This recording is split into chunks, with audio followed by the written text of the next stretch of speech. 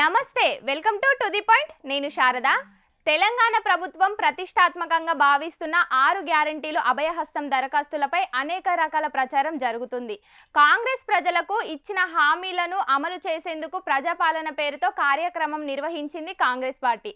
అయితే 6 పథకాలకు అర్హులను ఎంపిక చేసే విధానంలో ప్రజల నుంచి విశేష స్పందన వచ్చింది. అయితే కొందరు ఆకతాయిలు మాత్రం ఈ అప్లికేషన్లపై దుష్ప్రచారం చేస్తున్నారు.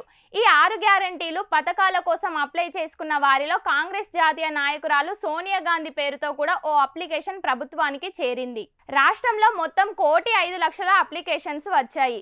విచిత్రం ఏమిటంటే ఈ అప్లికేషన్లో దరఖాస్తురాలుగా సోనియా గాంధీ, ఆమె కొడుకులుగా రేవంత్ రెడ్డి, బట్టి విక్రమార్క, ఉత్తమ్ కుమార్ రెడ్డి, పొన్నం ప్రభాకర్ ఉన్నారు. కూతురుగా కొండా సురేఖ, అల్లుడుగా శ్రీధర్ బాబు పేర్లు రాసి ఇచ్చారు గుర్తు తెలియని వ్యక్తులు.